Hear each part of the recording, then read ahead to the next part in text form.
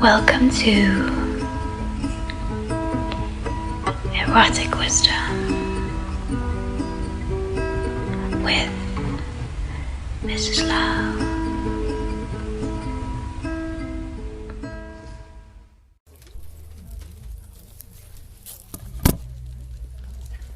Okay, it's beautiful to see so many of you. How many of you think this is a workshop? How many of you came to the workshop? Really? Okay. All the other knew it was a talk. Yeah? No? No. Please stay. It is a talk. But if you want to play, I can adapt it a little bit. We see where we go, how we feel by the end. Maybe we can have some playtime in the last half an hour, if you feel up for it. But I thought generally people are terrified of tantric workshops. So, shall I go back a little bit more? You can all see me better. Sorry, you just stuck up there.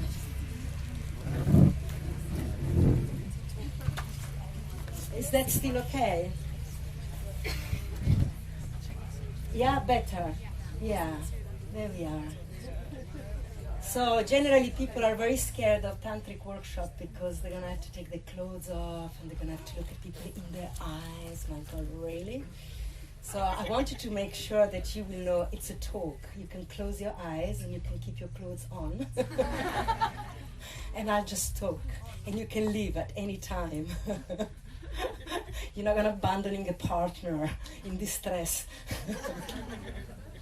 He needs to go to some therapy after that. So this talk is on Tantrik Sexuality. I really feel this conversation needs to happen a lot more than they have. Not because we need to talk about sex all the time, but because maybe we can stop avoiding the subject, because this is what really happened. And what I noticed last night when there was a stand-up comedy is when the guy didn't have any more line, he just threw in sex jokes and everybody laughed because we don't talk about that. And so we are all on the edge. Every time there is a conversation on sex, we are just snapping very quickly. So it's very easy to bring that into joke, but it means because we don't talk about it. And the problem is not that we have to talk a lot about it and make it the focus of your life, like many people are under the impression that Tantrism, it's about sex. It's overly sexed, which is not true. And it's because when we don't talk about it, the moment we open this door, wow, so much needs to come out of it. And sometimes it's a big flood and we become so overwhelmed and it seems that all it is, it's about sex, and it can get pretty boring too. So once we instead talk about things like everything else in life and we create a balance, we integrate. Tantrism, it's about integrating everything into a flow. Then sexuality has its part. It's not the biggest piece. Freedom, for example, it's more important than sex for tantrikas. But if you haven't overcome your issue with sex, you cannot find freedom. So we have to go through our sexuality at the same way we have to go our sense of identity in order to find freedom. And we have to look at our belief system in order to find what we actually, when we find it, we realize we had it all the time, which is freedom and liberation. So these are just stepping stone. Generally in the tantric adept, tantric student, only when they really overcome all the sexual attraction and rejection and disgust, then we become ready to do the the sexual meditation of Tantra. Only then, when you're done with sexuality. But until then, you have to work through your eros.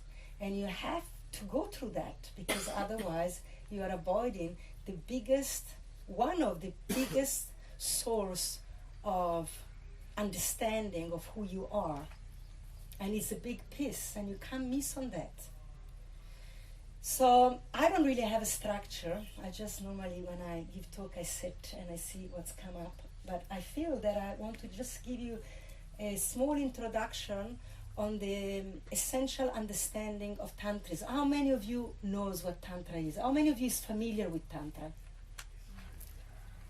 So very few. So I just want to explain a little bit what Tantra is. So I'll give you a background, and then we can go into the specific of sexuality and what's the place.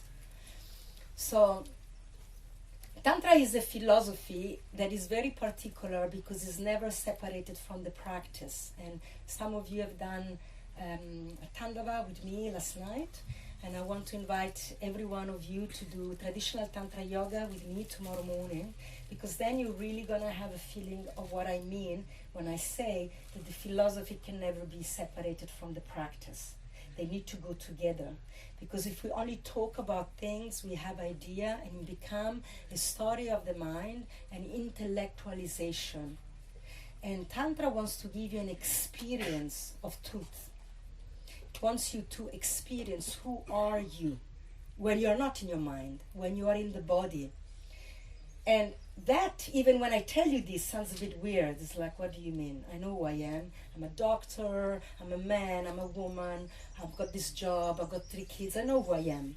So in Tantrism, all of this we put aside, and then we explore who are you when you are just this body moving with reality. You are just a breathing organism, a collection of thousands of cells that have their own intelligence, and they move and express as you. There is this beautiful book called The Biology of Belief by Bruce Lipton, and he's a scientist, so he can explain this more in detail than me. I'm an artist, so I just take the essence. But the essence that really touched me, that he got down that the way the cell behave in your body is how your whole body behave. Identical. If you have an issue with relating, your cell cannot relate with each other. If you are shy, you don't know how to present yourself, your cell operate in the same way in the organization. It's phenomenal. That's what Tantra always told us. And so you want to develop the intelligence of this body, of this mind. In traditional Tantra, we understand this is my mind. So I've got intelligence in the tip of my toes, I've got intelligence in my hair. But you have to go there and you have to ask for the whispering of truth to come. If you never consider that in your life, then you won't know what this is. That's why sexuality, it's a big piece in Tantrism, because you have to use your body. You can't, well, that's is the perversion of sexuality. You can have a lot of sex without using your body, and this become an addiction. And we have that with pornography. And it's a big problem. And it's because we made sex a story of the mind, a story of identity, personality, a power struggle, instead of an experience of this body celebrating itself. So in Tantric understanding, we call sexuality the celebration of cosmic bliss. Your sexuality, it's a celebration of cosmic bliss. What does that mean? It means that you are made in the same way as the cosmos is. And you know, you can do your backup studies on this and look into not metaphysics, what's the other science?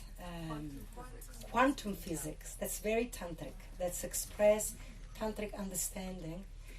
And it will tell you everything I'm telling you. So firstly, we know in science tell us the cosmos is in constant expansion. There is never ending to that. Constantly expanding in all direction.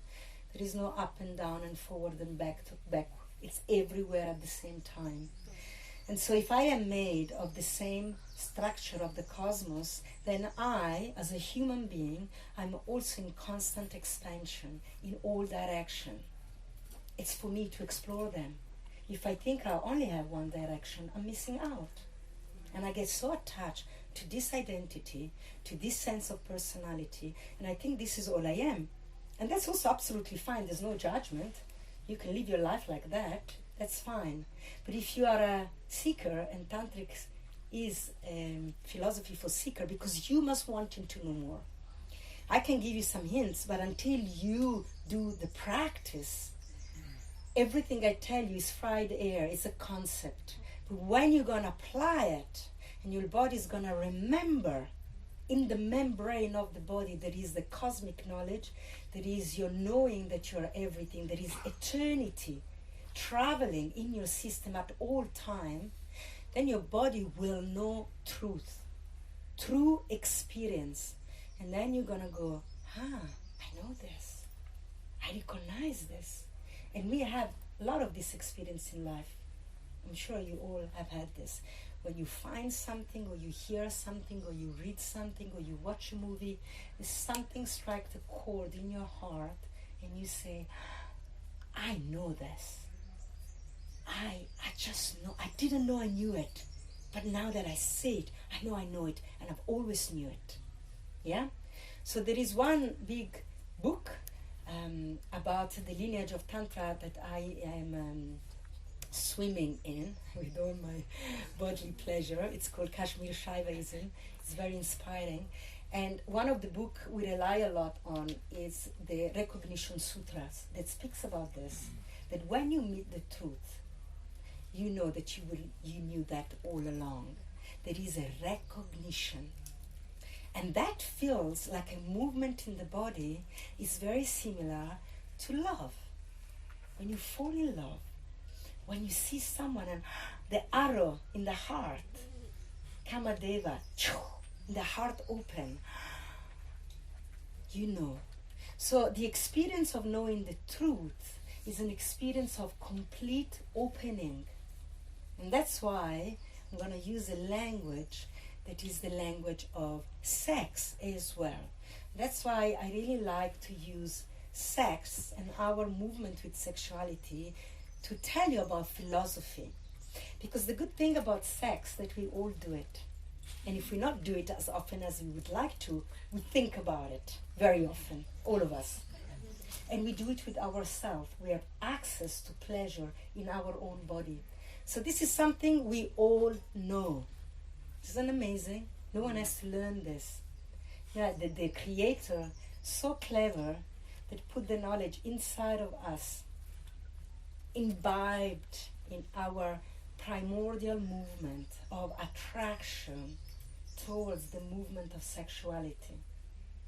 So this is the movement of the cosmos. There is no mistake in your sexual attraction, ever. This is divine design. You must understand this.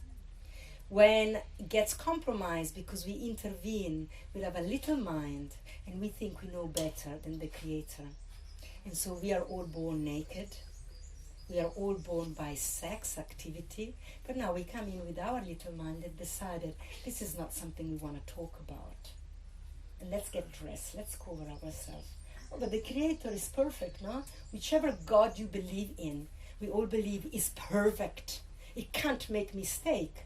And so you are telling me it's a mistake we are born naked. How can that be?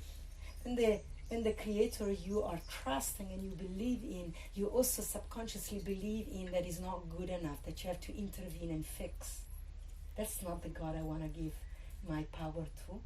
That's not the God I want to surrender to.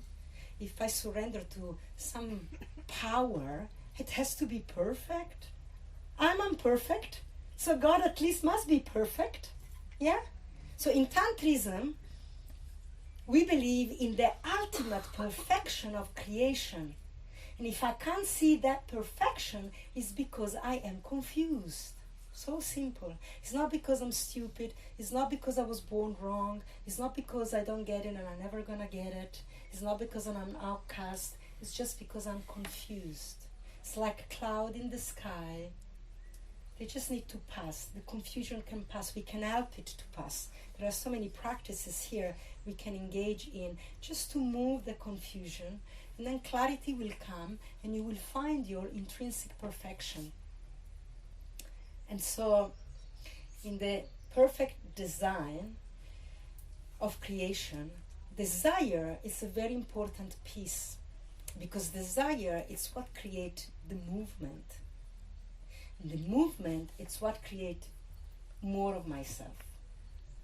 And when I create more of me, I join in with the intrinsic movement of expansion that the universe is about, that nature is about. If you observe nature, it spreads everywhere. The only intention of nature is to create more of itself. That's it, everywhere, seeds everywhere, growing. They stay underground for years, and then they pop out. You see how hard it is to remove alien plants, because they just want to grow. And in a sense, I'm just going to say this, we are the same. We just want to have sex, more of it, all the time, with pleasure, isn't it? We do. But we got to believe that there is a problem with that. That you have a problem if you have sexual desire. That's not a problem. That is perfection. That's how the Creator designed us. So there's going to be more of us in continuous expansion. And when we have sex, we make love. And if you meditate the word we are using, they are true. We are making love. The Creator is not the only maker. We are creator. When we make love, we support God, source, whatever you want to call it, the Creator, to create more of its own nature. And we make more of love. Love is our intrinsic nature. We make babies. But even when we don't make babies, there is more of us present. When two human beings connect in the intimacy of sex, there is more of us that is arriving. And we know this from the pillow talk, the conversation after sex. It's amazing. It's intimate. It's deep. Yeah, we speak secrets. Now I can tell you what I'm really about. Before I was pretending to be someone so you could like me. Now I can really tell you. Yeah? So that's love. When I expand, when I bring more of me to be seen and see the reality, because when I tell you a secret now, you can't pretend you haven't heard me. That's what happened. And I'm sorry if I'm going to jinx some of your yoga practice at the end of this talk, because what you hear today, you're not going to undo it. But this is how we see each other.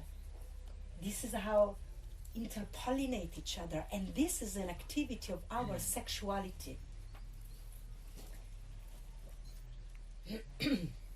So I'm going a little bit into tangent here, but I'll try to come back to desire. So in some of the scriptures it says that Shiva was so aroused that he created reality so that he could make love with it. And that is true.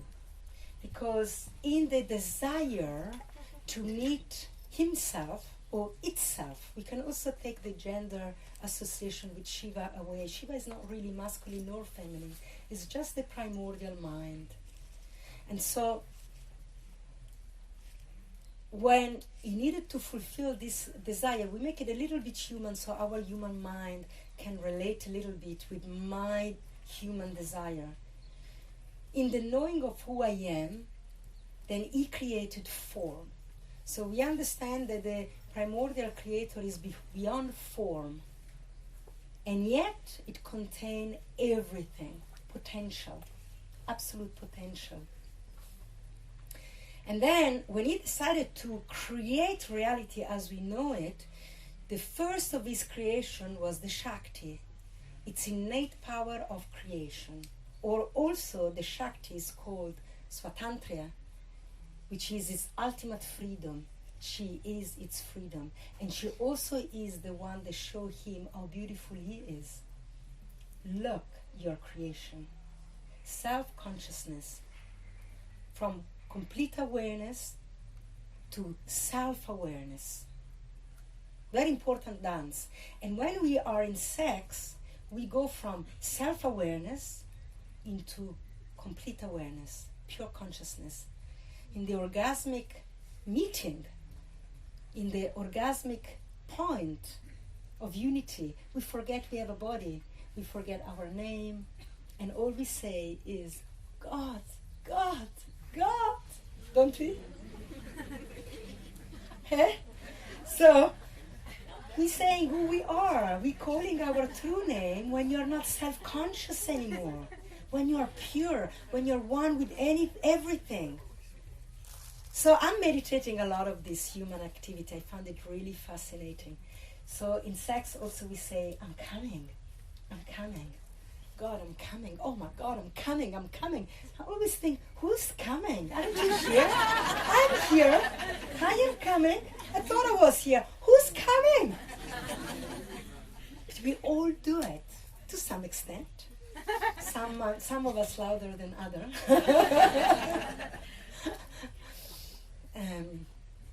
Who is coming? What do you think? I just think more of me, it's coming. More of me, it's arriving. Perhaps all of me. Perhaps you can say my divine self. Yeah, that's when we understand that sex is a spiritual practice, is the spiritual practice. Because it's given to everybody to begin with. So it's not for a selected few. It's not for the elite. We all have this potential to be one with God. Why? Because we are it. And so the Creator wouldn't make it in a way that you can't find itself. He wants to know who He is. And so of course you are a point of perception. Each and every one of us is a unique point of perception of reality in our sexual glory. And so this is the dance of sex. So when we look at the dance of sex, you can understand reality at large. When we forget self-consciousness, we become fully conscious that we are everything. And when we are in the moment of orgasm, we are everything. So we're using the body in such a way, so intensely, that we dissolve inside the body. That's why Tantrism is a very specific philosophy. We don't transcend the body, by no means. There is nothing to be found up there. We come down and in. If you've done any tantric practices, you know this. We're not holding the breath. Why? You are here to breathe. Breathe. And be with me while you're breathing. Don't go away. We don't go into meditation where we need to be brought back. We are always here. So we learn to be open and responsive with our sexual receptor always engaged with reality. The wind is my lover and he's touching me right now. In this moment, only if I start noticing, only if I start to understand that this is the biggest tool of self-realization. So, do you know that you can sense with the back of your body, that you can love with the back of your heart, that you can breathe with the toes? Yoga understand that your whole body breathe and kiss reality at all times. So every single cell in your body breathe and kiss reality at all time. Only if you start thinking that way. And because we know that reality is what you think it, it's what you choose it to be. And please do read this book, The Biology of Belief, because it's really, really powerful in what I'm saying. You know, it's not so philosophical. It's scientific. We are what we think it. So why not thinking that you are the ultimate lover? Living reality, and your beloved, it's receiving you every moment. What a quality of life, yeah? So someone did the Tandava with me last night, and so I introduced this concept already about breathing. And we speak about the breath of the kiss, is the kiss with the beloved. And this is something we do at all time. But we breathe in between, we're doing something else. Or when we breathe in very specific yogi practice, we're only using the breath to arrive somewhere else. So in Tantrism, we're using the breath to expand the one that is here already. And so we breathe with the mouth open and we kiss. We have this very poetic language. We kiss reality. Isn't that beautiful? At all time. And so your opportunity to engage in your sexuality, it's always accessible and available. So no one is without a lover, unless you choose so. So, desire, yeah? The two bodies are looking for each other. And then we have these two compenetrating forces. Masculine forces enter, penetrate, feminine forces surrender and become receptive and receive. So we all have this energy inside our body at all time. My body now is moving between penetrating you and receiving you. There are some things I want to tell you, and I hope they will enter you. And so I'm very aware that my masculine energy is at play here. And at the same time, I want to receive you, I want to feel you, where you are at. Are you following me? Are you getting confused? And then some part of my body are also opening. And so this is a way to live life at all time. And I hope you can explore this in your sexuality as well, that you don't make love in the same way at all time. So in sexuality, we always use the sexual organs to express concept. So the masculine genital organ, the penis, we call it Lingam in Tantrism, in Sanskrit. And Lingam means the wand of light, the bringer of light, the bringer of consciousness. He brings full conscious, undiscriminated consciousness. He doesn't choose where to go, where not to go, what's good, what's bad, what's moral, what's not moral. Morality is a story of the mind. It's an ego projection. Everything goes. You give meaning to things. Otherwise, everything is pure consciousness expressing, unfolding, ever flowering. And so the bringer of light, it's present, is so present in this moment that appears really solid and erect. It's so beautiful. When a man is really present with his body and the movement of his body, he becomes erect. What a display of presence. Wow. Thank you for doing that. You gracing us. We are able to see the invisible. What does it mean to be present? Means that. Wow. Sure, that's wonderment. That's fascinating wonderment. You know, and we grew up in a culture that if a man has an erection in the presence of a woman, it's really inappropriate because you should listen to her. No! She's a woman. She wants to affect you in the body. You know, so in tantric term, if a man doesn't have an erection in the presence of a woman, it's a problem. It's like, hey dude, am I not here? Are you not seeing me? Yeah? You see the difference? You are honoring me with your response. Because what else can you do? To be present to my energy. That's what you're telling me. My sensuality, my exterior beauty, my story, my fascination. And that's what women love.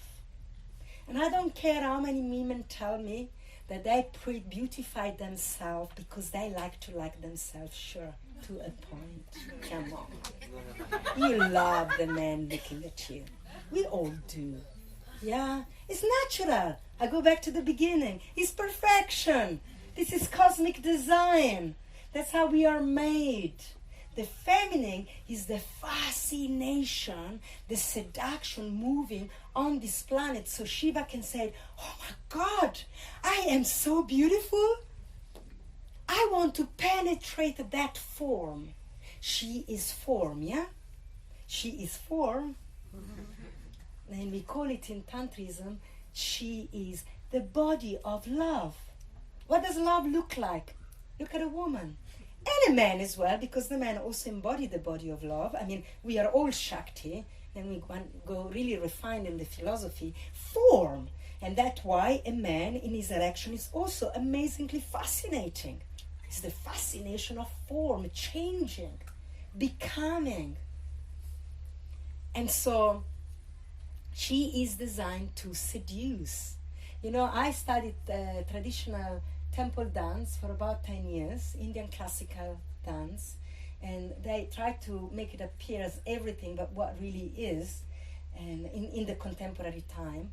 And they call it the dance of seduction, but they took away all the erotic movement that the dance was filled with. And and you can see them, all the movements are like this. And what do you think I'm doing when I'm doing this? I'm showing you the beauty of my breasts, the expression of my love in the world. Because through my breast, I nurture humanity. That's what women do. Everyone here, or the majority of us, or if we weren't interfered with, we fed from a breast. We sucked milk from a breast. And I want to tell you this, which I found really fascinating. We live this, but we don't think about this. A baby, for the first 6 months of their life, live on mother breast only. Only. We don't need anything else. We live on love. Pure mama love. And the breasts are the expression of the heart. And now I'm going on a big tangent. Bring me back to the dance. Okay? This is the heart of woman that express love. The breast, it's my penetrative organs for woman. I penetrate with my breast. I penetrate reality. Yeah? So I feed children with my love.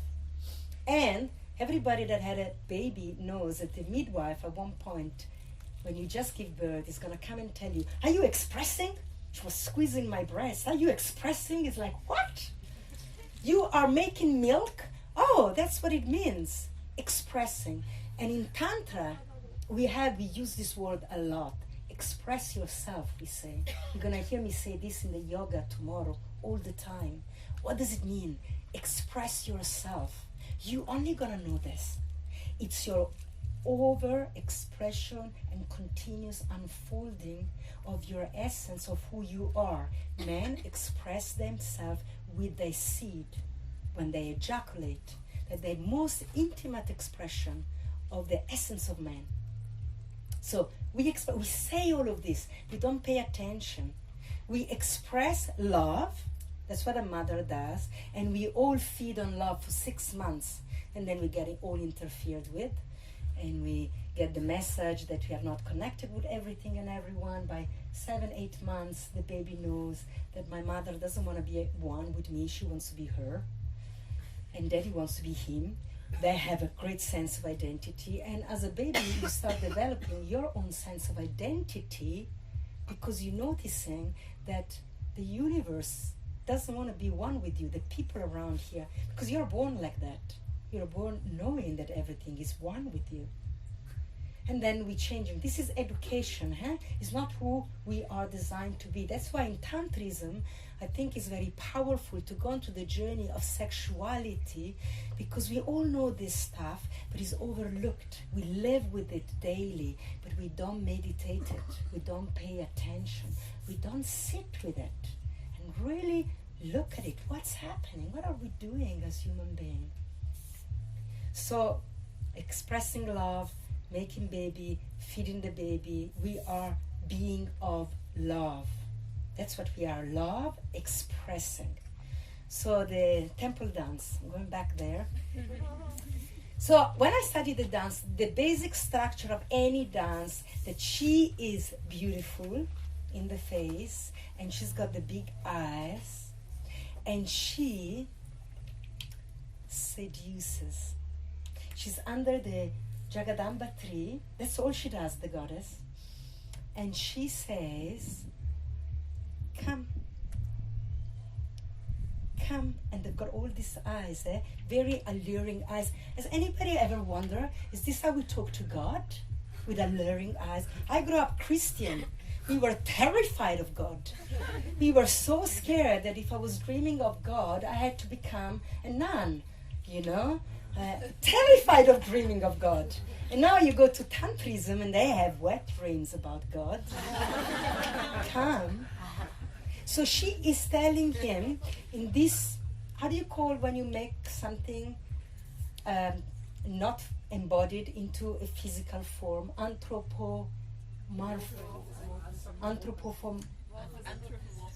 anthropomorphized. That one. So I'm telling you this story. I'm talking about invisible forces, really. But this is to understand the polarity of how they dance with each other. So she form, reality, the world, the tree, the experience of life, keep telling Shiva, come, enter me, penetrate me with your consciousness. So I'm not going to be just a bimbo here looking amazing and not knowing who I am and what to do and buy more makeup and buy more outfits because I really don't know who I am. I really think I need another pair of shoes because then I really know who I am and I'm going to be so beautiful, but for me only, not for anybody else's. Because she needs to be penetrated by consciousness, lights that enters her and said, you are God, you are amazing, you are the creator of anything, everything wondrous on this planet. You are doing it. Can you see it? This happened to everybody. This is our potential. And so, I do this dance in this way because this is the way it was given to us. I think the intelligence of Tantrism and why it's been so much associated with sexuality is because it was given with us with this symbology. Okay? So we recognize tantric texts from other yogic texts because it's often, not only, but often it's a conversation between two lovers. And this is just a format. It's a format of teaching. And they choose to use a symbol, two lovers, not just two people, not the teacher and the student. Yeah, Buddhism used the teacher and student. There is Buddha, and then there is the student talking to him. And, because they're looking at a different aspect of reality. Yeah? Reality also is so big. You put different glasses, and you're looking at different aspects. So Tantrism look at the embodiment of spirituality. And so it choose two lovers. And not only they are lovers, but they are in the act of lovemaking. She's actually sitting on his lap. And the story goes that they've been making love to 10,000 years. They created everything that exists, Shiva and Shakti, sitting on the top of Mount Kailash. And then she started to break into conversation. And as I say, pillow talk, lovemaking conversation is always about truth. And so she asked him question. And we are all she. Humanity, it's her, asking him, please, what is reality about? But tell me in a way that this body can understand. And this body understands from experience. And that's why they use the symbology that they are making love. They're not writing on books. They're not reading books. They're not singing. They're not doing any other activity but love making. Is to express that the ultimate truth will be an experience of your body enlightened with the truth. That the truth will traverse your body before it gets to your thinking brain. And then it can make sense when the two of them connect. And so she asked him, tell me in a way that I can understand. And so Shiva gives back a series of practices. Yoga. It's where Tantra Yoga comes from. He doesn't say it is this and it is that and listen, beloved. He says, actually, in the first teaching that he gives to her, he says, it is you. Everything you want to know. It is you, beloved. You are it. You are everything you want to know. And this is Sutra number 1. And if you're clever enough, if you get it, you open the big book and everything is in the first sutra and you can close it and you've done your study. And it took me 20 years to arrive to this point. 20 years of reading all the books back and forth, looking and looking and looking and looking. And then reading again, and it's like, oh, it's all in the Sutra 1, but he said it. He said it so quickly, but I wasn't prepared to hear it. Because it needed to be complicated, isn't it?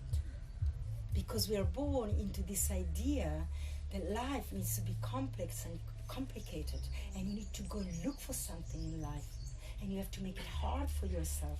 And if it's not hard enough, you're not going to get it. You have to have a share of suffering, even in love. Come on. How many of you have learned that love is painful? That we have to suffer to know love, or we actually don't know what love is about. And we all went through that. Is it true? Is it really, really true? Or perhaps that's not really love. That's a power game. That's ego clashing.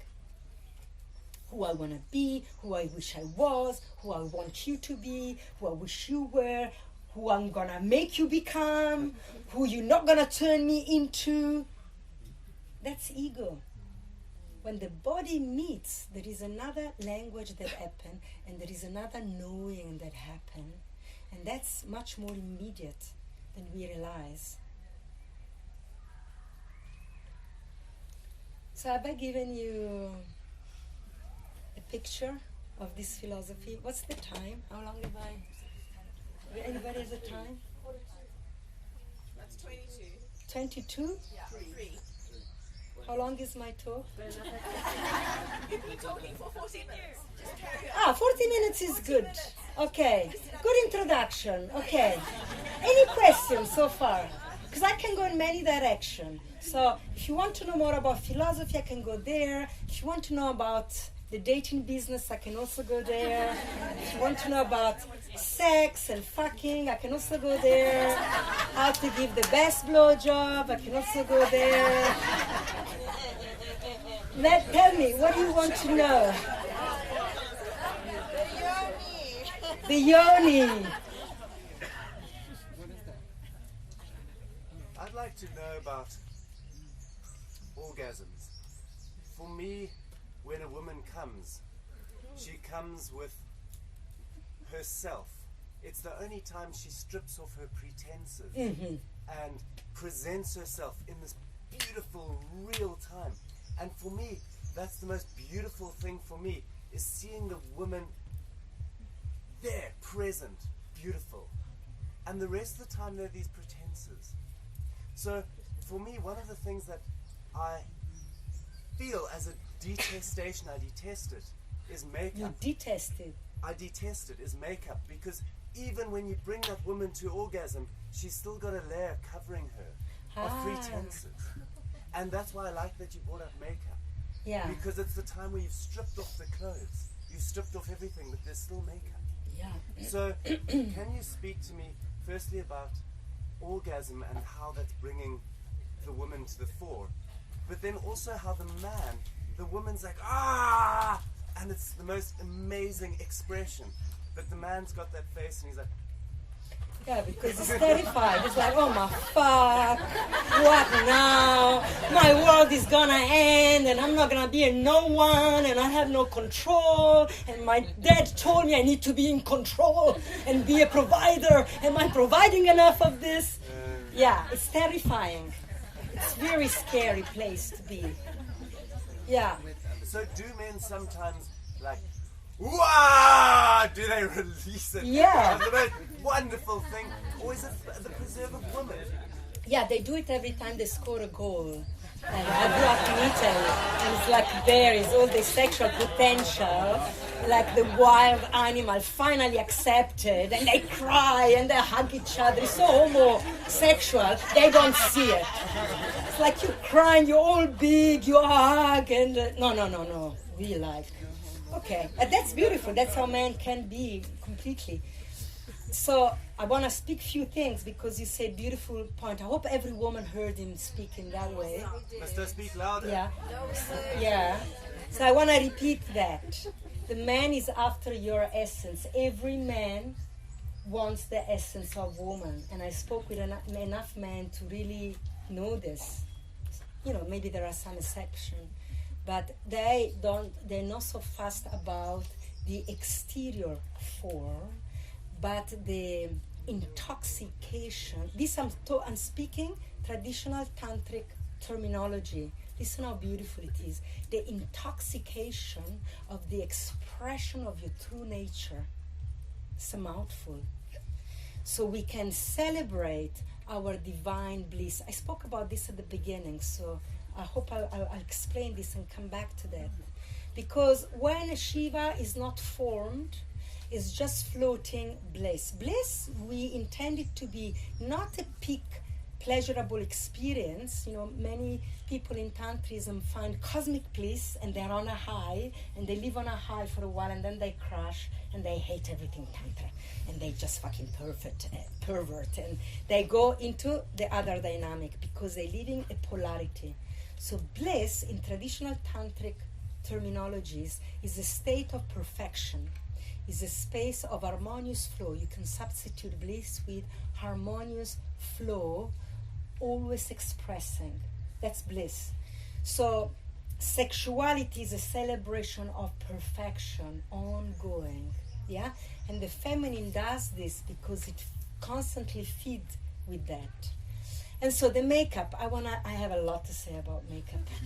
But the first thing that came in my mind, there is a guy here that sells this makeup remover in one go. It's a pad, you put it in your face and it's instant remove all your makeup.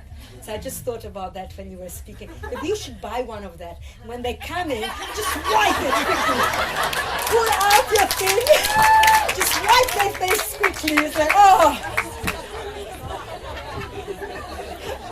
One product, instant relief.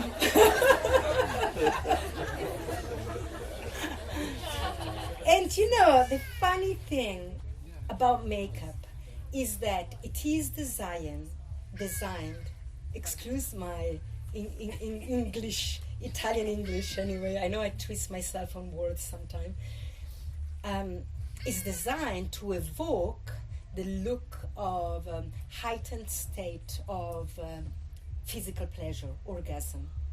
So the lipstick is red because a woman in heightened physical pleasure flashes, her face flash up.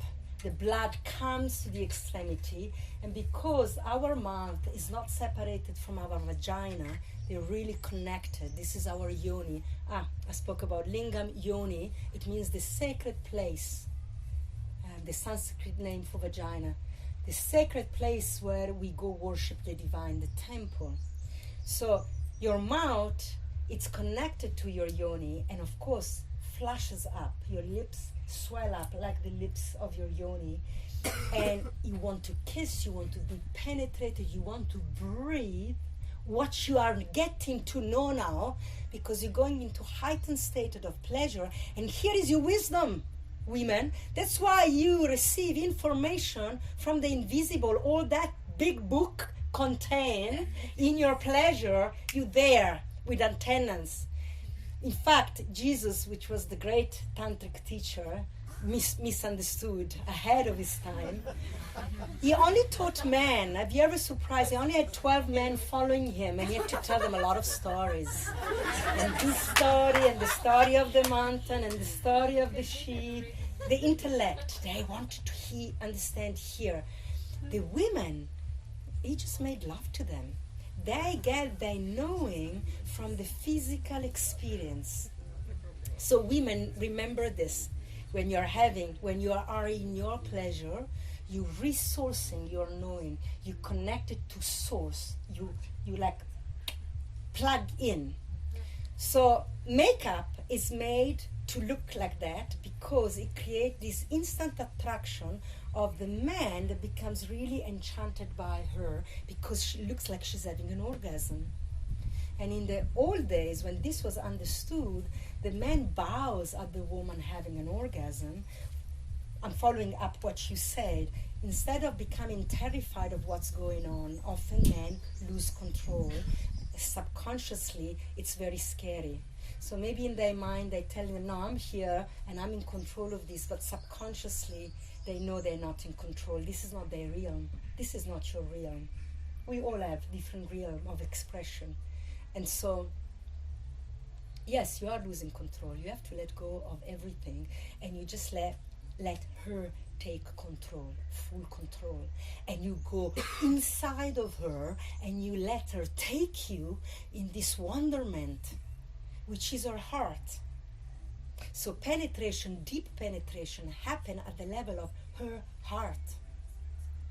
So when a woman open in sex, so I spoke about the lingam being really present, and then the yoni open, so she looks like the door of the temple. Enter, it says, just enter into the mystery. And it's dark and dingy, wet, slimy, and you're maybe gonna have to crawl, you can't stand, you have to go on your hand and knees and bow, your head down, you're losing control, and you're gonna be alone, and no one is gonna see you, no ego. Come, are you prepared? Are you really so courageous to enter this journey all the way deep inside my body to my heart? That's where you're going. When a man enters a woman, that's where you're going, to her heart. And when you enter her heart, and ultimately you offer yourself in her heart, the essence of your being, you come inside the temple, you fully arrive there, then she will take you places that we can even not talk about it, because they're not of the mind. It's the beyond, is the mystical experience, is the mystical rapture. You know, it belongs to the spirit world, and we know all have a sense of this. So in Tantrism also we speak of the heart of woman is the heart of humanity. Many women think this is me, it's about me, it's my body, it's my heart, it's my sexuality. Oh, how dare you having an erection? It only took me 5 hours to have myself done like this. And you now responding to me? It's a disconnect, huh? So if I'm putting my lipstick on, please women, know what you are doing. And I'm not saying that you shouldn't be doing that. All to the opposite. I'm saying do it consciously, but own it. Then you know you're gonna attract the beauty of man and receive it as a medicine and offer your flowing, enlightening sexuality as a medicine. So the man is having an erection while you're walking down the street and you go, thank you, it's lovely, isn't it? I know, I look beautiful. It took me 5 hours. Thank you for seeing me. That's what they're really doing. I mean, there was this beautiful comedian that says, men really, men know one thing, men want women. How they gonna get it? They don't know that. Second part. They just know that one thing. They just want women. And but they just run out of idea. And that guy that honk on the track, sees a beautiful woman and all he says, I want. Divine design. This is Shiva wanting to experience himself. This is the real divine design of sexual attraction. So I'm making fun of it, but it's real. That's perfect that the man said, oh my God, I want, honking. She walks away, it's like, oh, she doesn't want me, doesn't like me, The comedian was like saying, well, that guy ran out of ideas. Really didn't know how to get her. It's true, but it's beautiful, it's so poetic. I think it's really beautiful when they do this. And so I'm going to speak about this big piece because I think it's a very big piece. And I saw someone had a question here. She left. Okay. There. Okay. I'll get there. But I feel this is a big piece for women to listen to this. Your body is not yours to close with. In the body of a woman, you have a vagina, you have a yoni, you opening, your intrinsic movement is to open. Like for a man, is to be present to the opening and the unfolding, and again present, and again present, and again present. And for you is to open and offer your gift. And this is a tremendous medicine. You feed the world with the love in your heart, but you have to feed your heart from your sex, from the opening of your sexuality. It doesn't mean that you have to have any man, whatever man, inside of you. But it means that you must remember that your sexuality is a divine blessing. that when you walk down the street in your ultimate beauty, that you've spent time and energy decorating and investment. I mean, makeup costs a fucking fortune. Please, and hair product and perfume. I mean, what are you doing? Then if you do that, do it consciously. And men out there are not there to take from you. Because if you start bestowing in your ever-flowing movement, there is nothing that can take from you that you are not giving them. Abuse can never take place. So if a man has an erection in your present, he's not a pervert. He's not like someone that is taking something from you. No, it's a man that is responding to your medicine. And if you start appreciating that and becoming comfortable with them, you are allowing him freedom of expression, and that man will serve you forever. He'll do anything for you and your beauty and your orgasms over and over and over, because that's what man loves to do, serve you when you are free in your beauty. So I hear a lot of women really protective about their sexuality, and at the same time they've got their boobs down and they've got a super cleavage, they're exposing this at the cashier of Woolly, and then you looking and they go, fucking pervert. No, excuse me, you're calling for it and it's beautiful. I'm not abusing you, I'm saying, hey, beautiful expression. I see you, I receive you, I honor you. That's how we could live with each other. Do you see the twist? Do you see how we moved away from this divine movement of God wanting to enter his creation into yes, no, open, close. I want, not like this way. And we're driving each other mad. And we are all in medication, any sort of medication, and psychotic pharmaceutical, and plastic surgery, and fucking cosmetics, and perfumes. What are you doing? You exude. This is deep intimacy, you know? It's not about telling me a story about yourself. Let me smell you. Who are you? We say everything in our body smell. We can learn to smell our fear. And if we don't like what we smell, we need to change the way we live.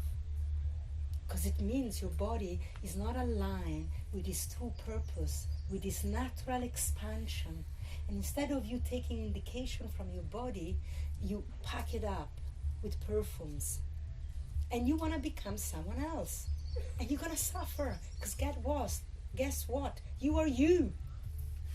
You know what guru means? My friend told me that. G, you are you. You are you. Let me smell you. Let me see you. Let me see your true shape and your true color. Because that is the fascinating wonderment to be all very different. Another question. We're talking a lot about men and women, but does Tantra open itself up to like a bit more inclusivity when it comes to different sexual orientations? Yeah, we include children too.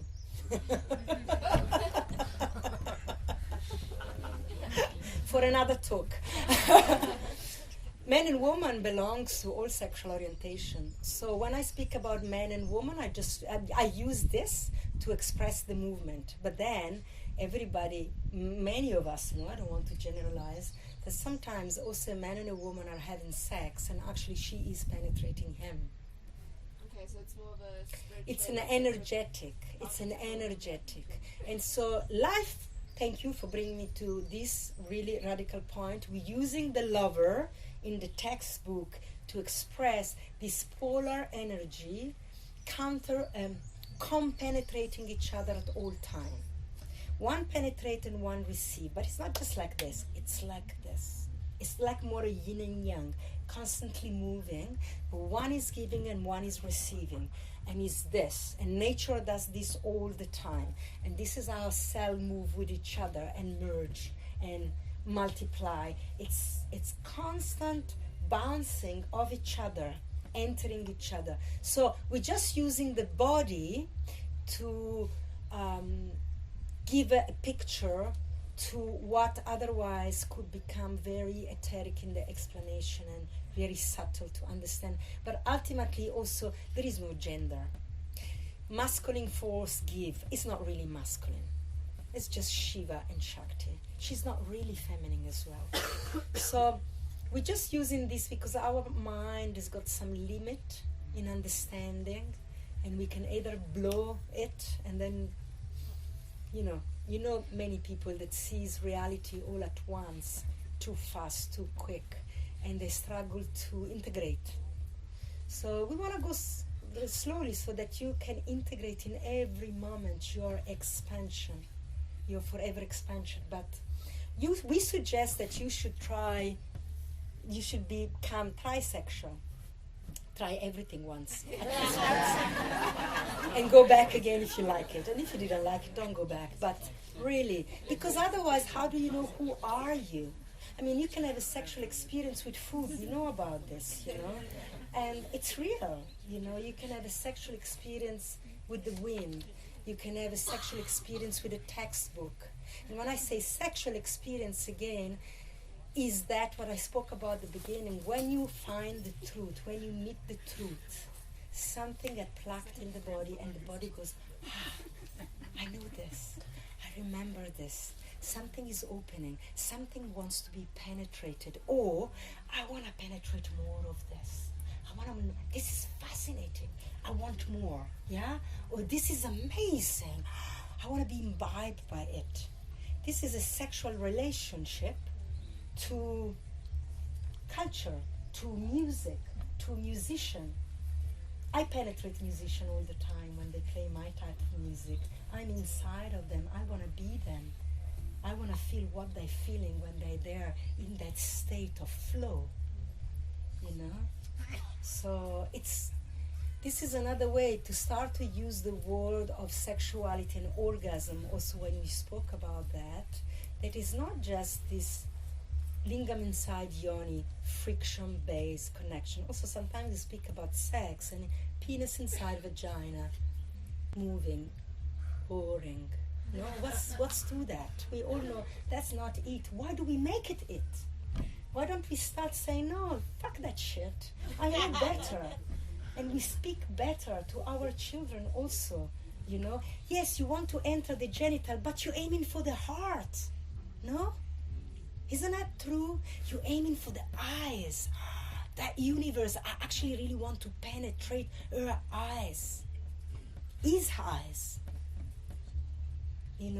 His knowledge, when he speaks about that thing, oh my God, I'm inside of him. This is true sexuality.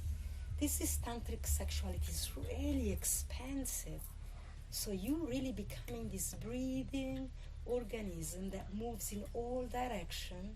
Now your skin start to develop tentacle for bliss. You catch it from all direction, everywhere it meets you. The hair behind your neck, your guts feeling. Start to really listen to everything and not make sex a story of the mind, because that's where we get confused.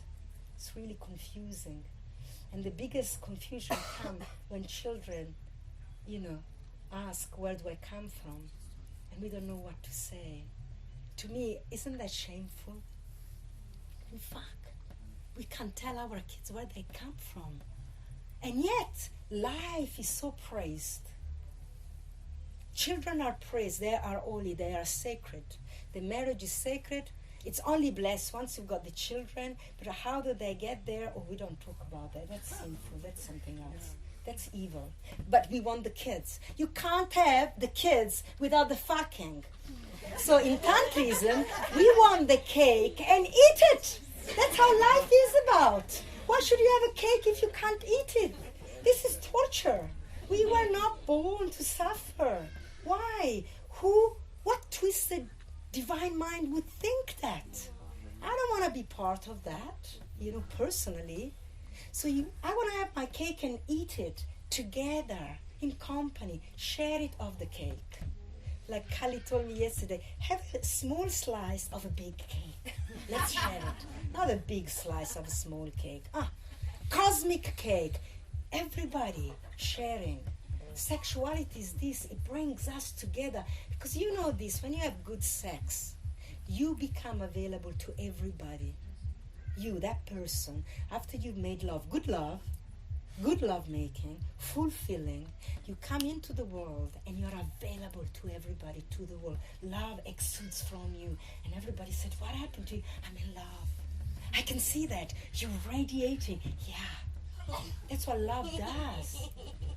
We should be like this all the time. Instead, we're meeting grumpy people all the time, and we are okay with it. We are okay with it. We go to the bank and everybody, I always wanted to make this documentary of filming everybody at the bank, at the petrol station, like important people, serious people, what do you need, this, that, okay, politician. And then that same face in the moment of orgasm, from like this to the rainbow beaming out of their faces. This is how we supposed to look like. And that's what she's saying when you're seeing a woman having an orgasm. This is what you remember. She's got rainbows coming out everywhere. You could call all your friends and say, come, there's enough for everybody. Come, everybody feeds from this. Let's relax for a moment. And this is real, and this is mature. And I know I'm making a joke of it, but it's dead serious. Life is way too serious and no one is having fun. So what life do you want to have?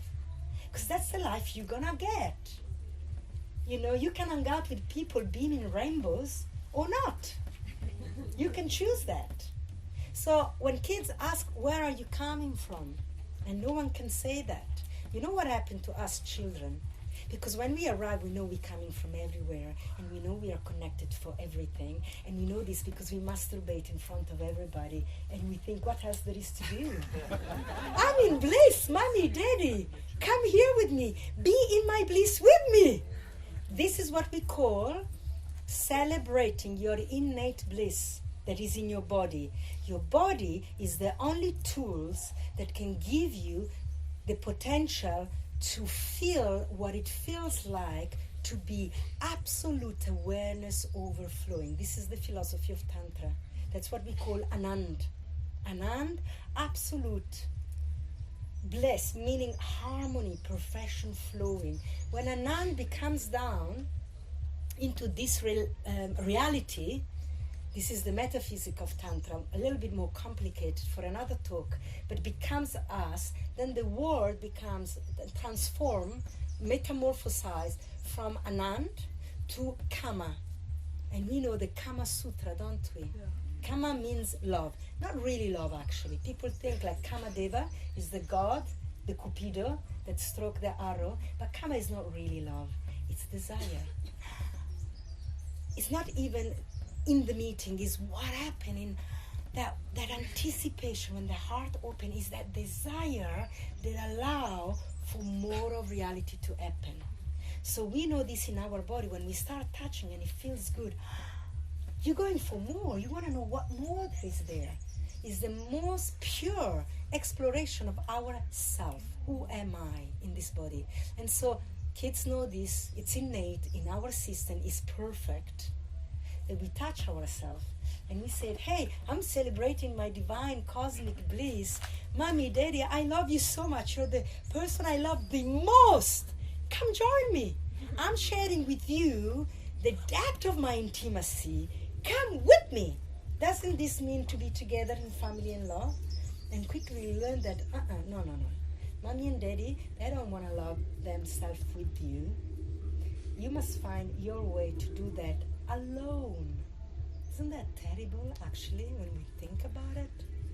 And mommy and daddy are gonna go in a room alone, behind a closed door. They're gonna love each other, and you're not invited. Fuck. Isn't it bad? Shit. These are my best friend. And then we spend all our life to overcome the sense of abandonment. How many drops can we take? Rescue remedy and this, and therapy. Sense of abandonment. I am left out. And then, it's hard. And then we spend the rest of our life to try to work out what happened behind the closed door. Actually, I want to see that. And before we see it, so much happen in the mind, and the mind is the most contaminated tool. It's the only dirty thing that exists in tantric term. Everything is no good, no bad. There is no morals in tantra, but the mind makes it so, and can govern and run your life in the judgment of what's happening. So we start deciding what is appropriate, not hard, appropriate, socially appropriate. And now we start closing in. Like, no wonder sex become a terrifying movement of the body, because we don't know how to be expressing rainbow from our heart. We start closing in and separate and start to run everything into the mind. So when you ask, where do I come from, and they say, they start, you can see their body language, they're changing, and they try to find the words, and if you're lucky, they have some words for you, or they'll direct you to someone else with words. And what you are getting as a being is like, it's a problem. Where I come from, it's bad. It's a problem. Because if it wasn't, they would tell me. If it would be immaculate, beautiful, flowing, I would know about it. Yeah, we talk about playing and hula hoop and what's that purple dinosaur with baby? Barney.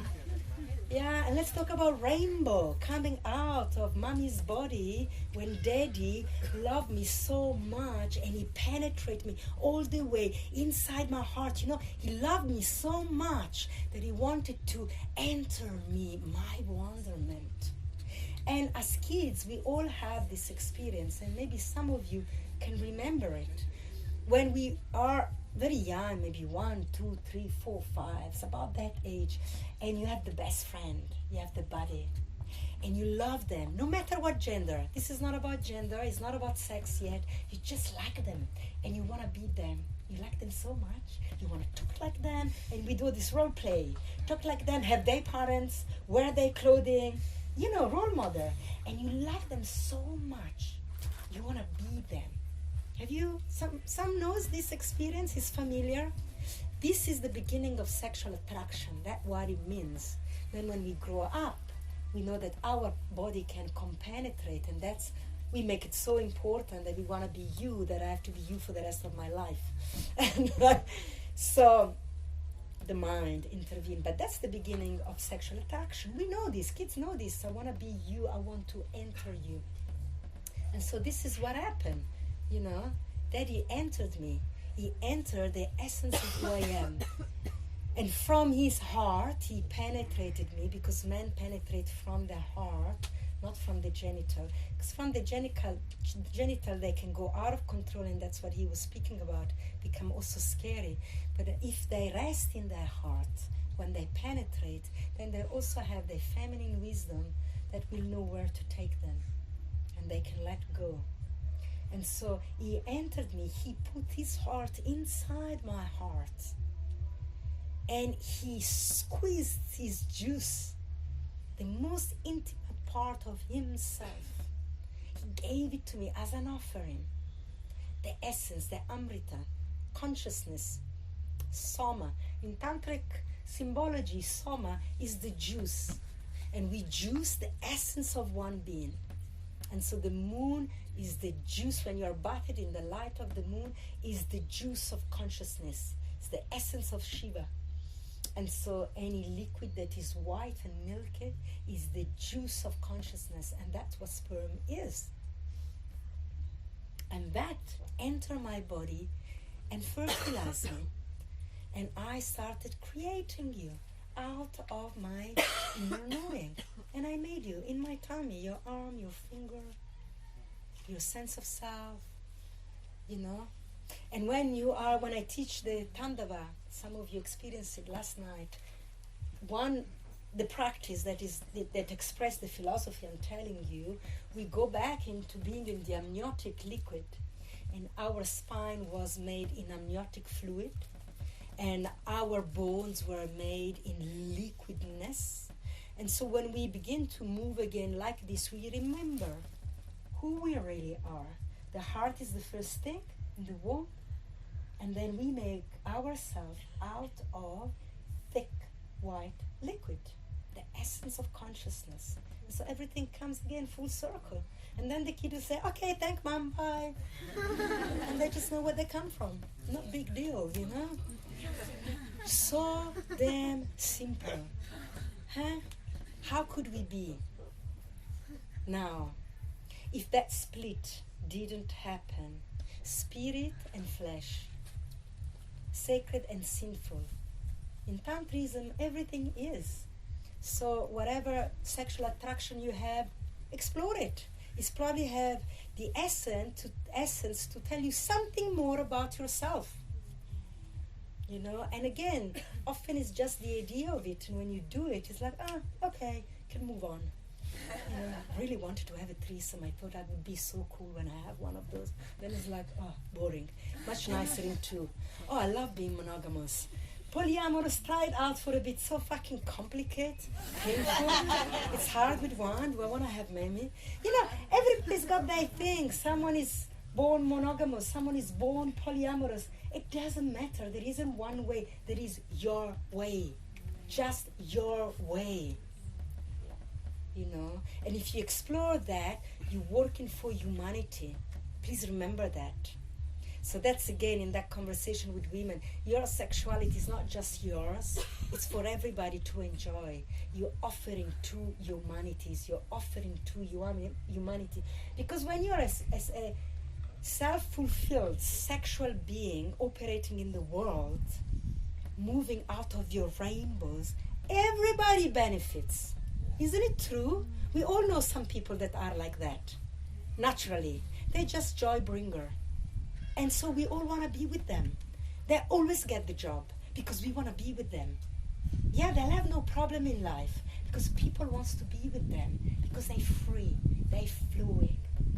So life is easy. It's so simple. And when we are repressed, when we don't know who we are in such internal pain that we only offer pain because we can only share what we have inside. So if I know separation, I can only offer you separation. If I know abandonment, I can offer you abandonment. If I know self-fulfilling power of my pleasure, I can offer you that. Not to fix you, not to give you the greatest orgasm, it's because I'm living it. That's it. You just have to take care about yourself. I don't know about the time. There was another question over there. I'm curious about the Tantric yoga. Mm-hmm. What sort of format is it, or does it just depend? The classes vary depending on. Well, what I think Tantra yoga means many things, many things. What it really means, it's yoga. Understanding the yoga is the space of your being that you enter with your being in the invisible, and then you move out of this. Tantra means your essence. When you sensing the tension, tantra, tan is the tension, same root word of the polarity life. This reality we live in, there are many other, but this one is specific in the polarity. We all know this. Tan, tension of polarity, integrated, yes to both, yes to everything, yes to all. And created the third point, tantra. Tra is the same root of the triangulation. The third point, look and unite. So Tantra yoga, it just means, could mean anything you want to call. That means you really go into the essence of who you really are, your true nature. So that's Tantra yoga. Then what people do with it really vary. So I'll see tomorrow. Tomorrow, no, it's traditional Tantra yoga, what I teach tomorrow.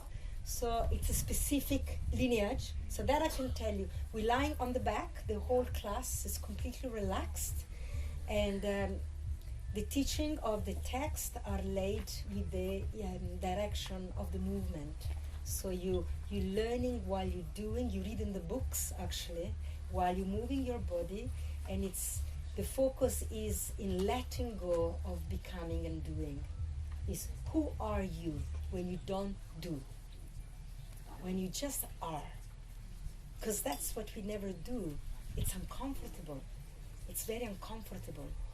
And so in the yoga can accompany you in that journey because we are together, we do things. So, but that's the essential teaching of the Tantra yoga.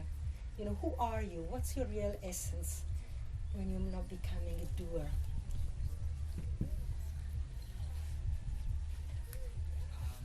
What daily practices can we do to better prepare ourselves to experience? What daily practice you can do? Breathe consciously, absolutely, and remember that you are it. Remember that you are everything. That's already is a spiritual practice. You know, in Tantrism, and particularly from the lineage I'm teaching from, which is Kashmir Shaivaism, we think that is more important the state of your mind and the micro practices. So something you just do for 30 seconds throughout the day than the longer practice. So every time you're desiring something else, you know, you're desiring that thing or that one, you can also just close your eyes for a moment and feel what happened to your body when you're desiring that. And then remove that from the equation and see if you can live from the place of desiring. This is a big one. You become your sexual subject. No more sexual object. Sexual subject, the subject of my desire. And see what happens. And you will know when you try this. I'm just wondering, slightly linked to polyamory and open relationships and things like that. What would your advice be about balancing energies between partners? And like, if you have multiple partners, there's a different kind of sexual energy created between each one that you share.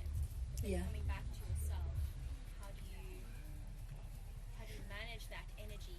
Well, you say you're coming back to yourself. The idea is that you're never going anywhere else. Where have you gone? Ask yourself. You don't have to come back to yourself. You always are inside yourself. And then life happens. And then we meet people. And everybody's different. And, you know, try not to control that. So observe what takes you out of yourself and change that for yourself, not in the other. You, when you do that, you I can't be myself. Then come home and do your homework. Don't blame it on the other until you can be yourself in every given situation. And you can say, thank you for showing me that. Because every time I was with you, I noticed I was losing myself. And that could be your most amazing teaching. You know, hard relationship are the greatest teacher. Because you have to do work with yourself. I don't know if that was really what you were asking. That's what I heard. Kind of, yeah, each person has their own energy. It's like how to play with that, Yeah, shifting and changing. yeah. It's like be fully in yourself and then you can always balance the polarity and have fun. And when it's not fun anymore, also, you know, really be fine. I found there is a lot of desire to struggle in my spiritual practice. And I hear people struggling in the spiritual practice, but it's gonna get better. There's only this moment. And if this moment is shit, you keep expanding from shit and struggle and effort and complaining, and it's more of this and more of this. Change something right now. Change your practice, change your partner, change your philosophy, you know. And I'm not saying that everything it's amazing, but again, it's in this desire. When we fall in love, it's amazing, we open, and also it's a bit unnerving at the same time. We like it, and we're also a little bit intimidated. It's the excitement. So that edge is always there when you know you need to go there. So it's not just simple all the time, but you know you have to go there. There is an opening. The opening is greater than the doubt. And you still go. You stay in the opening. When everything else is bigger than the opening, and when you think that going there and your whole body goes, ugh, and you want to be sick and you want to vomit, pay attention. Don't do that. Don't do your yoga as an expression of your insatisfaction. Do your yoga as an expression of your love. Do your spiritual practice as an expression of your care. because otherwise your yoga will expand from the struggle of becoming someone, you know, and this one gets abused.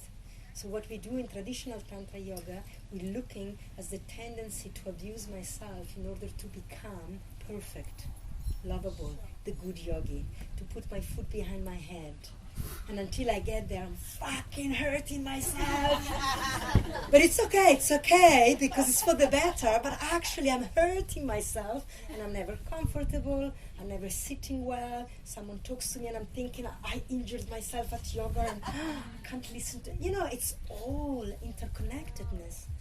So be well. Yeah. I have one more question. Does patience and impatience play a part in the connection between essence? Like, is there some times where certain types of energies take longer than others, or take time to develop? Or is it just what is being experienced? What is your experience? Make it personal. Tell me what you really want to ask. It's okay. No, I don't actually have something, but something of the idea of impatience is just sort of. What are you impatient about? What it is that you want to get quickly? I'm impatient of lots of things. Huh. Yeah. Yeah. So start thinking that, if you give me an example, maybe I can make it more real. But one ideal is that you can start thinking that you have it already. That which you're looking for, it's here right now already. Can you sense that? Because maybe the idea that you can't have it is a story in your mind, you know? And so start thinking about that in a different way. It's just a hint. When we are impatient, we're there. I'm fidgeting. That is the energy of impatience. So we do also this with the Tandava, this practice I teach. Like children, when you're listening, when you get knowledge passed, people sometimes become fidgety and impatient because there is too much knowledge in their body and they want to move it. And we think that's a bad thing. And we think they must sit and get the knowledge and stop being impatient. When instead, they're not impatient, their body just want to move. We call it impatient. So this is one thing. Look what is the real movement that wants to happen. Maybe I want to get up and run to get something. I don't want to walk, I want to run. Maybe your body just want to run. Run. Go get it. Run. Other time you can't run because your beloved, it's on the other side of the planet and she's coming on a plane in 2 weeks and you are impatient. And so you start thinking that she is or he is here already. So she's not arriving. She or he is here already. What does it do to your body? Maybe the body starts to relax and you remember how you kiss or how you're going to kiss and how you're going to touch each other and the body starts to relax and feel happy, yeah? And then you walk with that. You get up and you go to work with the feeling that you are hugging the beloved and kissing them and you're smiling more. It's already happening. Yeah. And sometimes you're impatient because this thing needs to happen right now. So make it happen. Even if someone tells you, oh no, you must wait because this is the protocol, a tantrika would just fucking do it. When you are aligned and say, my body needs to do this right now, that is not going to harm anybody, And sometimes it's beautiful to stop people and say, I just needed to tell you this thing because I saw you and that. I needed to tell you how beautiful you are. And it can change people's life. The impulse to express from your rainbow, from your truth, it can change people's lives. So, yeah. You say that about sometimes you just need it to happen and you need to just express yourself. And when it comes to sex, like for instance, I would be with somebody for a very short amount of time and they want to have sex. And I'm not ready because I've got my own stuff that I'm working through, I'm at my own place in my journey, and I want it to take time. At one point, is it that there is no morals and you should just go with it, and hey, I've actually got boundaries and you infringing on my boundaries is not okay with me? It's an indication of something bigger, a disrespect bigger than just, hey, I want to have sex. Yeah. So the first thing I hear you saying, the way you're speaking, that you have boundary and you do this. And to me, boundary is a property, is a piece of land, is something someone owns, and they put the gate and the intercom. Can I get in? Maybe, or I'm not listening. Boundary, watch it, because it's a big word. We're using it a lot. So flexibility is really important. I have a no, not now. That's more important. It's not infringing your boundary, only if you let them. No one can take from you anything that you don't let them have. This is very important to know. Take responsibility, okay? So you're in a partnership and your partner wants to have sex and you don't want to have sex. If you give them sex, you actually want to do them a favor and you disrespect them hugely. Because they want you, they want your heart, they want your eyes, whatever they want to enter you, they're not going to get that anyway. It's like they want food and they get the crumbles and you develop him a beggar. This man, woman, I don't know what's your sexual preference, but your partner is going to get used to get the crumble. And so their relationship with you, he's going to learn to beg for crumbles and is not expressing rainbow out of their body. So we want to culture each other in this way. So your no, it's very powerful, because if you're not available, you are not available. And so what else can we do? You can always, how do you say this word? Is compromise. A level of compromise, because you want to be with them. Remember, if you want to be with them, maybe that's also the point where I don't want to be with you. That's not a boundary. It's a desire in my body, because when you walk in, I want to go that way, but I'm staying like this because my mama told me it's okay and I have to be a nice girl and I have to have a husband. Watch where your body goes. You know, this thing of vaginitis, when the vagina just closed and she can't have sex and you need to do exercise and vagina gym. No! You don't need to have things inside of you when your body's saying no. You know, just go and explore. Why no? It's very important, because you have the responsibility to have rainbow exuding from your being. That's your duty, to be alive, to give to the world. Not what you do, it's how you are. It's not what we do in this world. It's how we are with the world and with humanity. We forget this thing. We are here for each other. We're not here to make a business.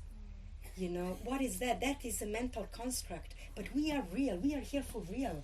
Babies are real. They grow for real in a woman's tummy. I'm just seeing her pregnant. It's so strong. We are real. And yet we give more value to the mind concepts that are not real. What do I do for a living? I'm alive. I'm here. I'm exuding rainbow out of my body. So the no. You have to say no when you have a no. So one way to compromise, which is never a compromise when it's out of love, because I really love you, but I can't have sex right now with you. But hey, if you are excited and turned on, you can have sex with yourself in my company. Can we do that? Maybe it's a good compromise. Maybe they just want you to be in the room and watch them. And that could be the beginning of another sexual dynamic. And you can say, hey, show me, how do you love yourself? Can I watch you? You know, it's so beautiful to look at people loving each other. This is the missing point I was saying before, when kids are never allowed to masturbate in public. Because otherwise, that would be the most natural thing we share. I'll show you how I like to love myself. And then I educate you. Oh, you do it that way. Amazing. How does it feel when intimacy is created immediately? While you're flowing with that, you were talking about no, but can you tell us about a strong yes? And Tantra definitely incorporates that. Tell us about a strong yes. Yeah, it's a yes to the no as well. It's a yes that is humbly to the no. Meaning, when you have to say no, you fucking do it with a smile. Like this. Can't have sex, baby. I love you. You don't want to be inside this right now because I'm having a war going on, or whatever is my reason. I can't have it. And if that person is really there for you too, they'll understand. But then you can create a space. So yes, Tantra also is the philosophy that says yes to life. Whatever arrives, yes, why not? Trisexual. Okay, yes, I listen, I hear, I know nothing. I'm always with beginner mind. I thought I knew, but actually, maybe I can know more. So the yes, again, in erotic term, is the opening. Is what I've been speaking about. Every single cell in the body. When you say yes, you open. When you say no, you close. But sometimes this is necessary in order to do this later.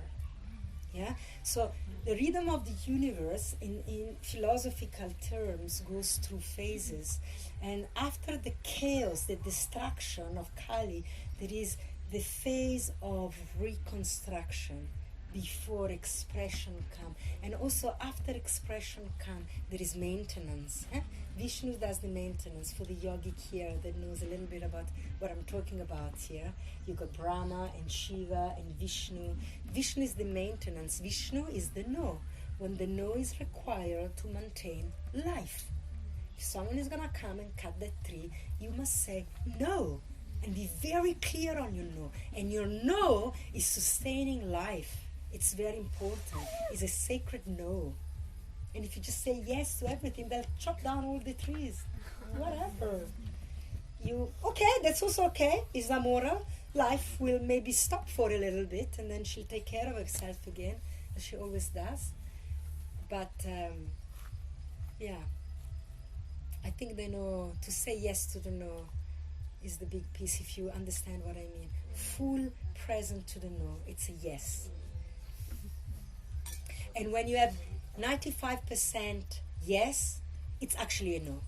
When someone asks you something and you're like, 95% yes, it's still a no. Your yes is only when it's 100% a yes, then it's a true yes. And if you have to wait, wait.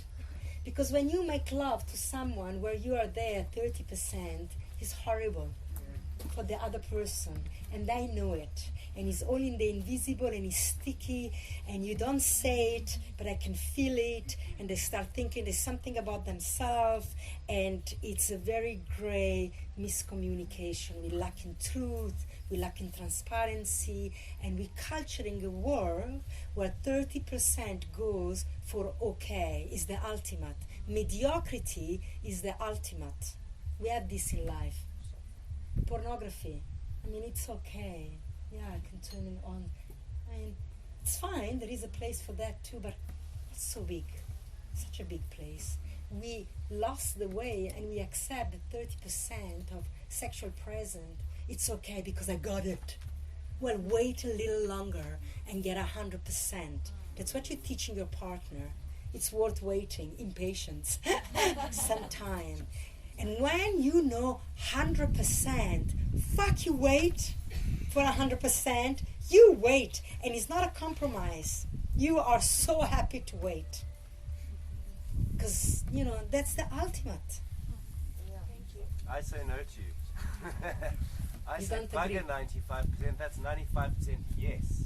And there's 95% exploration, and so what if there's a little bit of 5% no? And I'm not necessarily talking about sex, but I'm saying there's so much yesness out there for you to explore. And, we're so conditioned to say no to so many things, but there's so many yeses out there, and there's so much beauty in that. Yes, and that is it's good as a beginner practice to see how many times you say no when you actually means maybe. So there is a possibility. But you also have to watch for self-preservation. If you think you have to say yes in order to be alive, in order to belong, in order to be part of something. But I think that the critical thing here is awareness of what does it mean? What do you feel? What do you really feel? And that's what Tantra is about, isn't it? It's about coming to the truth of what you feel, and that's like saying yes, it's 100% yes, and saying no is 100% no. But in between lies that interest and that exploration of self. So it's a maybe. I said it's healthier to say maybe than say yes, or say yes with condition. I'm just saying this to you particularly because you must watch many things. Like with Tantrism, we go into stages, and many things are really appropriate at the beginning. And then when we grow, we must start to observe with more discernment. Because to just say yes to everything, it's because I want to be accepted. Why am I saying yes, really? Then you start to go deeper. It's everything I say yes uplift me. If every experience that I say yes really grow me, or I just say yes because I don't want to be the party breaker that says no, or the one that has an issue. I don't want to be different. Because there is also a lot of people are saying yes to join in, but they're not completely authentic. So Tantra wants you to be authentic. And so in many levels, you're right. At the beginning, say yes to more things. So you're measuring your edge a little bit. But then you also have to come to the place where you're not pushing your edge too much, because otherwise what it seems to be a practice of expansion because it becomes a practice of self-abuse, and it's so subtle. If you come to Tantra Yoga tomorrow, you can sense that. It's so subtle because it's so well masqueraded by, but I'm doing this for me. This is good for me. But actually, right now, I don't want to do it. All my body is not all in a yes. Can I also listen to that one that say, maybe I just want to do this. Maybe I'll just sit and listen to the yoga class instead of doing it and harming myself because I say yes to everything. Maybe now it's for me to be more in the listening and less in the doing. So, become discerning, because it's a big piece, this yes. Yeah. Thank you for listening. Thank you. So, I just want to say to the few of you, I always say I have to say this at the beginning and I always say it at the end. I have 2 retreats coming up. One is during Easter weekend. It's called The Cosmic Body. It's just 2 days if you want to learn more about the Tantric traditional practice. And once is 7 days. It's called The Lover's Training, where my aim is to teach you how to have rainbow exuding out of your body at all time and walk the world like that, be a lover. And that is in November and is 7 days. And you find it on my website, is valentinaleo.org. And you'll find my events there. Where are you based? In Cape Town. Amazed. Amazing. Thank you.